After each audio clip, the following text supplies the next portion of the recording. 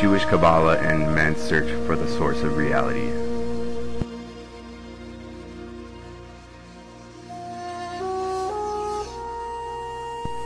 Today, technology allows us to reach to the edge of our solar system and beyond, to strive to fill the void that is present between what we can explain in this world and what we cannot. Though we have made great strides in science and technology, there remains much ahead yet to be determined before anyone on our planet can say how the universe and everything in it came into existence.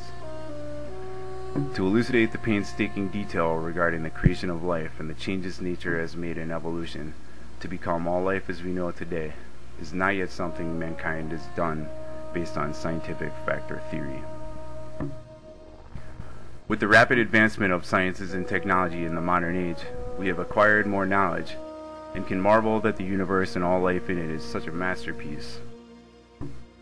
The miracle of life is beauty and perfection, arguably to a level unthinkably accidental. It is by far a geobiological engineering achievement none other can be held up to. Since pre-enlightenment, people have tried to explain the workings of the universe with science. Revelation has been constantly replaced by reason in any way corporally possible. At times we feel mankind has made progress in becoming closer to explaining the mysteries of life. Though even with all we know, many of us feel there is a major part of the explanation missing. The hidden wisdom of the Jewish Kabbalah is believed to hold the answers to completely explain all that we need to know about our world. It explains the various levels of spiritual worlds above ours as well. Much of the greatest discoveries of modern man can be closely associated with the wisdom of the Jewish Kabbalah. There have been numerous Jewish Kabbalists since the Zohar, first published in the 13th century, who believe that this is not nearly as much of a coincidence as many may believe. The Zohar is a book of radiance or splendor, one of the main writings of the Kabbalah. Kabbalists believe that as we are getting closer to the era of Mashiach, the Messiah or the Anointed One, that knowledge in all areas of life would increase. The concept in the book, the Zohar, which comments on the verse of the Torah, in the 600th year of Noah's life, the windows of heaven were opened, which is Genesis 7:11.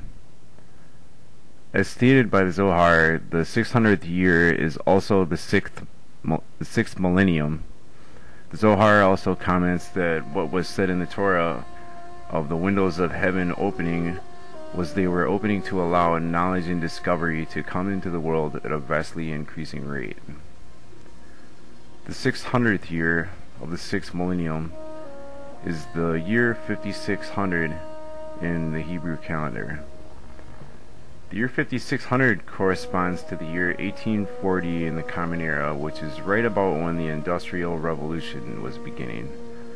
The Industrial Revolution marked a critical turning point in human society, as every aspect of daily life was ultimately influenced in some way. Right before our eyes, the great advancements in knowledge about the world and the universe have brought mankind to a point. That point at which the relationship of science and physics can be seen to coincide with the hidden wisdom of the Jewish Kabbalah. The more that we look at how our world breaks down scientifically, the closer we get to concluding how the miracles of life occur. However, the uncertainty lying in the unknown becomes greater still. For all that is unknown, there can only be one true explanation. Until Kabbalah kisses science, and they are perceived as one within our reality, the quantum gap remains.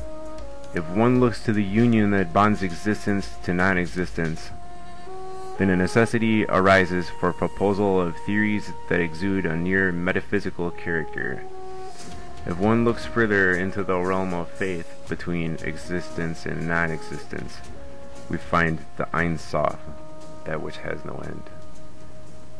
The upcoming era, the Divine Sabbath, is also called the days of the Mashiach, the Messiah or the Anointed. The Mashiach is a term reserved for kings in the Torah. In speaking of the era of the Mashiach, we are specifically referring to a dynamic human leader, a true Jewish king who is going to help rebuild the third temple in Jerusalem and muster the exiles. Then it is believed there will be world peace, and the wolf shall lie with the lamb. Man will aspire only to know the Creator and obey His will. Then the conflict of our existence will be replaced with perfect peace and harmony. A harmony between men and nations, and a harmony between creation and the Creator. Also believed is that the coming of the Mashiach can happen at any time between now and the turn of the Hebrew millennium, year 6000 of the Hebrew calendar, if we merit his coming. Many Jews are strongly anticipating the coming of the Mashiach, and appeals for his exigent arrival are in the prayers of all. We must know a little bit more about what prophecy predicts for our future to prepare us to understand the depth of meaning and the essence of the Jewish Kabbalah. According to Jewish teachings, the world is supposed to exist for 6,000 years and then enter a new state. The Hebrew calendar is presently 5769. The year 6000 is the completion of one divine day and the beginning of the next.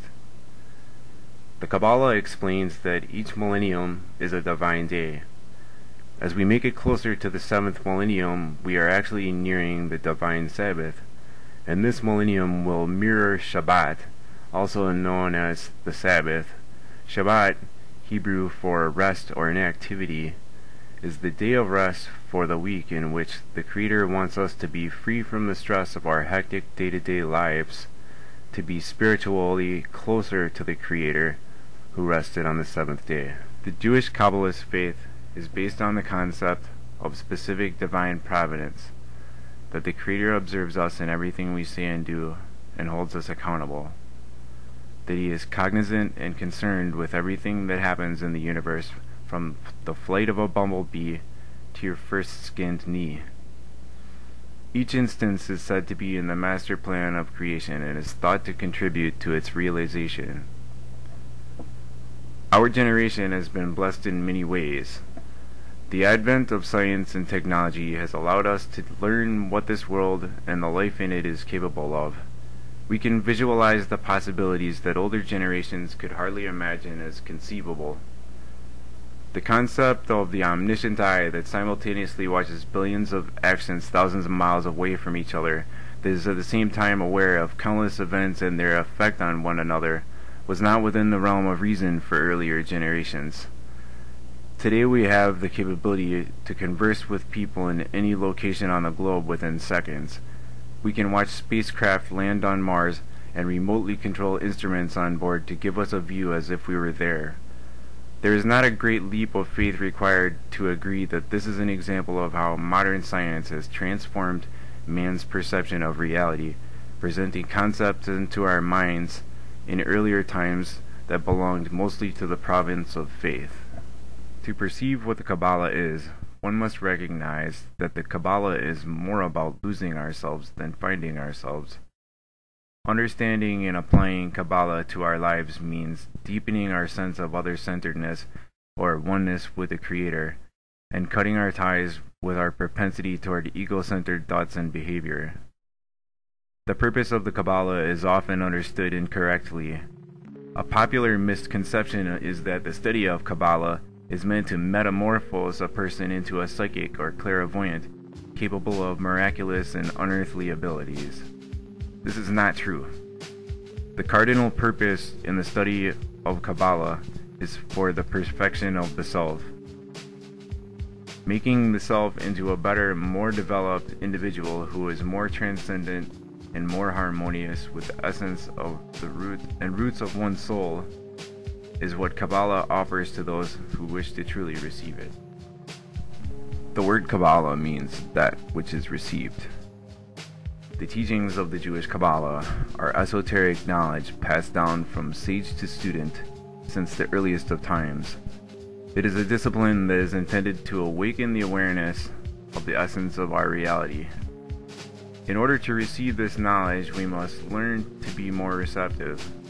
We do this by creating a kli, Hebrew for vessel, suitable to absorb that which we wish to gain understanding of. Then we come closer to becoming part of the Kabbalah. In understanding the essence of the Kabbalah, we must make it clear that the Jewish Kabbalah is not a separate religion on its own. The wisdom of the Kabbalah is a guide for us to reach out and connect